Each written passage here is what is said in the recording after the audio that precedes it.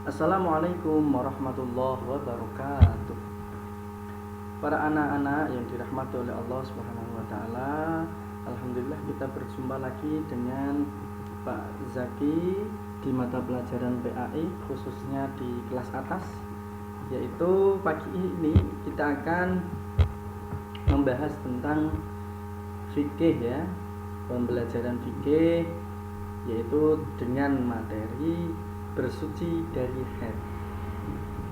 Anak-anakku yang dirahmati oleh Allah, marilah kita buka pada pagi hari ini dengan berdoa bersama-sama. Semoga pembelajaran pada pagi hari ini kita bisa berjalan lancar, anak-anak paham dan dimudahkan. Berdoa mulai. Bismillahirrahmanirrahim.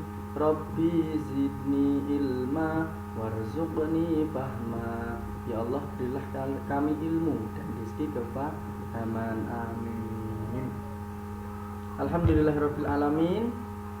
Anak-anak yang dirahmati oleh Allah, pelajaran yang pertama dari pelajaran fikih yaitu materi bersuci dari haid, kita bisa simak bersama-sama dengan hikmat ya nanti, sehingga kalau ada apa-apa bisa dipertanyakan. Bersuci dari haid, kita akan membahas tentang pengertian, batas waktu haid itu kapan, mulai kapan, berapa lama gitu. Kita akan bahas.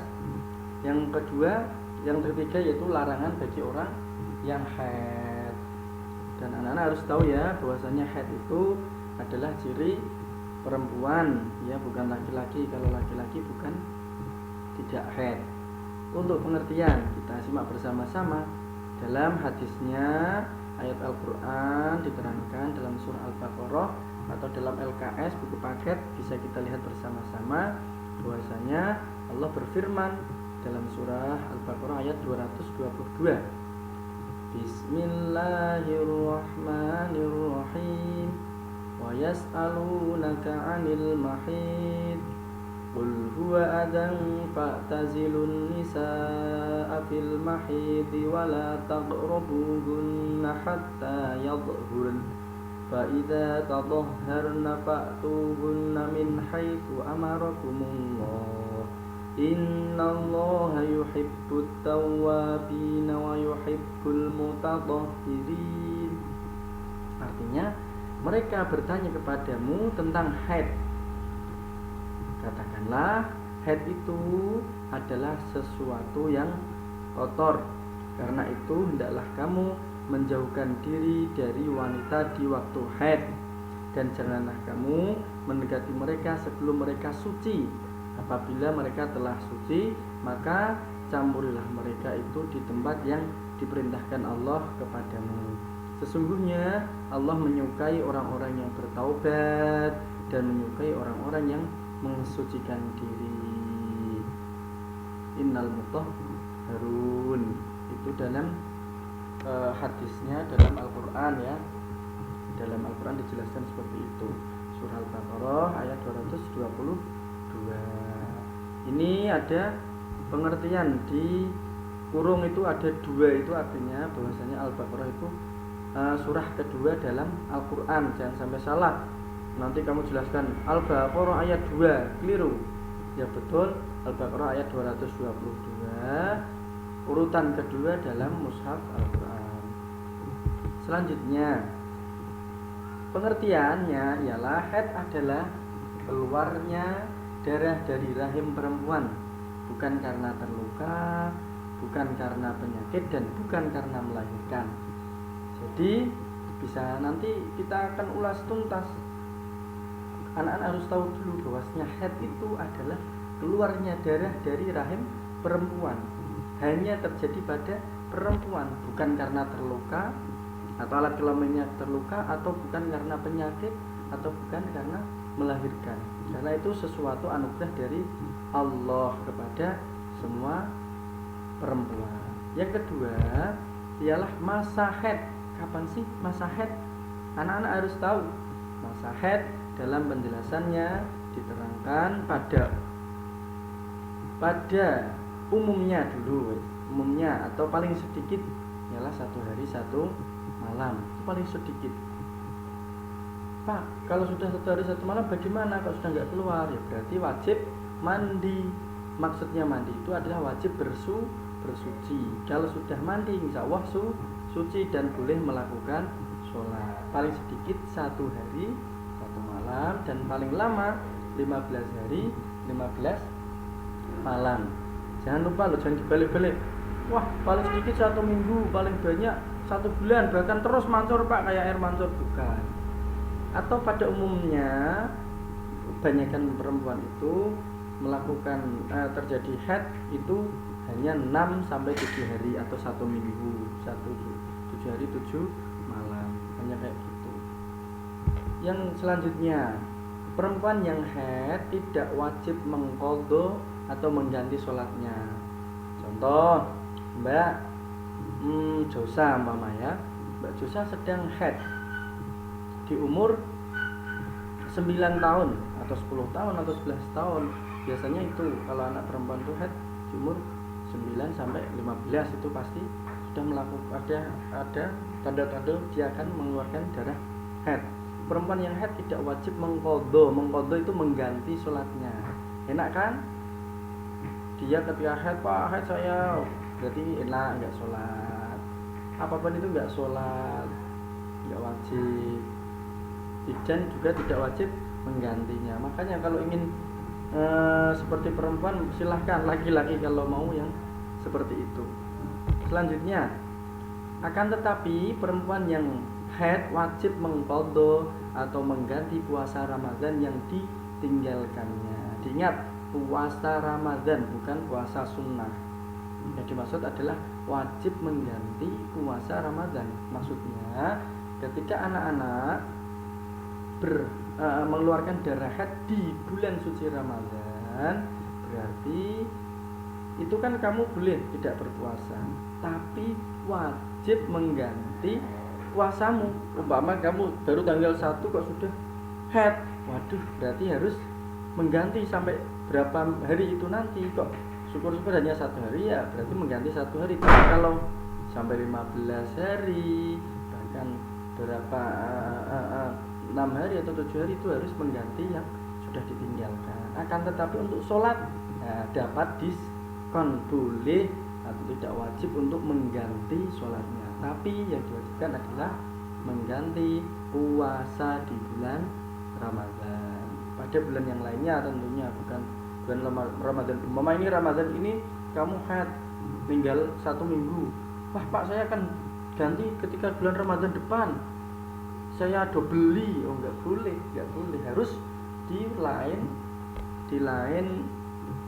bulan itu atau di lain bulan Ramadan. Lanjut. Ya, yang selanjutnya ialah larangan bagi orang yang haid. Larangan bagi orang yang haid ya, diingat-ingat jangan sampai kita terlena. 1, sholat, tidak boleh sholat, haram. Yang kedua, tidak boleh puasa. Makanya kalau kamu baru dapat 1 sampai jam 12 siang kok tiba-tiba mansur dari alat kelamin perempuan dari ya itu berarti kan batal puasamu dan wajib mengganti puasa itu yang ditinggal. Tawaf, nah ketika tawaf di Makkah itu nggak boleh kita untuk melakukan tawaf ketika masih dalam keadaan haid, harus nunggu suci itu. Tapi dalam realitanya biasanya pada umumnya di Indonesia itu dikasih suntik.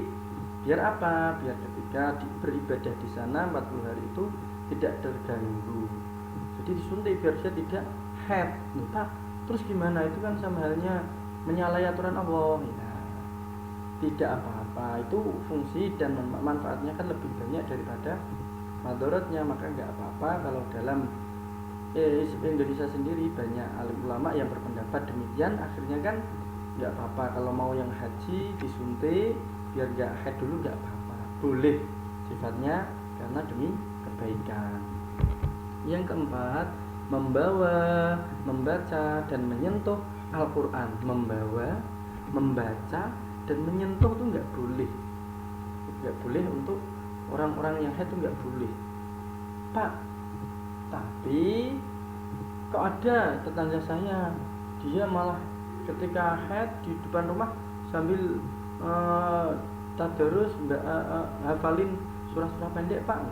Oh, kita tanya dulu, dia kalau sifatnya ingin mengingat-ingat hafalannya dan membaca nggak apa-apa. Yang nggak boleh kan ketika memegang, melihat langsung dan menyentuhku nggak boleh itu gitu. Tapi kalau seperti ya Pak Zaki ini sudah hafal dari surah juz amma mama ya, dari An-Naba, istri Pak Zaki maksudnya itu sudah hafal mama, terus dia baca amma ya dasa alum sambil gini hanya untuk mengingat-ingat tuh boleh, tidak diharamkan. Yang kelima yaitu masuk dan berdiam diri dalam masjid atau iktikaf itu juga tidak boleh. Sampai-sampai ada hadis dari salah satu hadis itu menyatakan bahkan jangan sampai mendekati yang namanya masjid karena itu adalah tempat-tempat yang suci.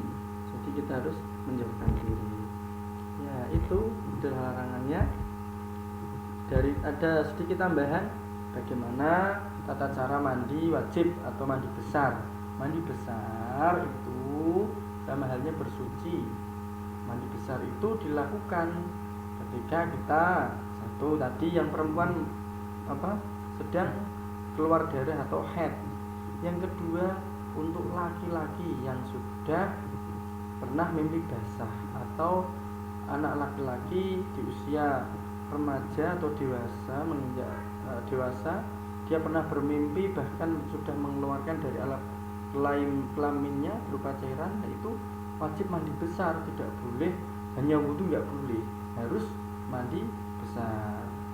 Itu karena kalau perempuan kan tanda sudah baliknya kan itu tandai dengan sudah. Kalau laki-laki ditandai dengan sudah pernah mimpi basah atau keluar air sperma dalam alat kelamin laki-laki. Itulah tanda-tanda bahwasanya dia sudah mulai diwajibkan untuk melakukan syariat-syariat Allah lebih dalam. Ya, tata caranya mandi besar yaitu satu, membaca basmalah sebelum mandi, sebelum kita menyiramkan kepada kepala kita harus membaca basmalah dulu. Yang kedua, mencuci tangan sebanyak 3 kali ya, seperti halnya orang yang mau berwudu. Ketika mandi besar pun kita juga harus mencuci tangan kita dahulu. Yang ketiga, membasuh kemaluan kita, yang laki-laki ya membasuh, yang perempuan juga membasuh biar kotorannya hilang dahulu. Yang keempat, disunahkan untuk berwudu. Nah, berwudu boleh, itu yang namanya sunnah itu kalau kamu lakukan mendapat pahala, kalau tinggal tidak apa-apa. Dan berwudu itu termasuk salah satu kesunahan dalam mandi besar. Yang kelima, berniat menyiram air ke seluruh tubuh dengan mendahulukan bagian kanan. Dalam berwudu kita disunahkan untuk bagian kanan dahulu. Begitupun dalam mandi besar juga disunahkan dalam bagian kanan. Maksudnya kanan itu ambil gayung, kita siramkan bagian kanan dulu baru wudu. Pada realitanya kadang kan anak-anak hanya menyiramkan biur kemudian gitu ya. Padahal itu ada tata cara yang lebih bagus. Ya, itu tambahan, semoga anak-anak lebih paham dan memahaminya ya. Sekian dari Pak Zaki dan terima kasih banyak. Semoga anak-anak semangat dalam belajar, selalu menjaga kesehatan dan tawakal kepada Allah Subhanahu wa taala, terlebih di masa pandemi Covid ini. Sekian.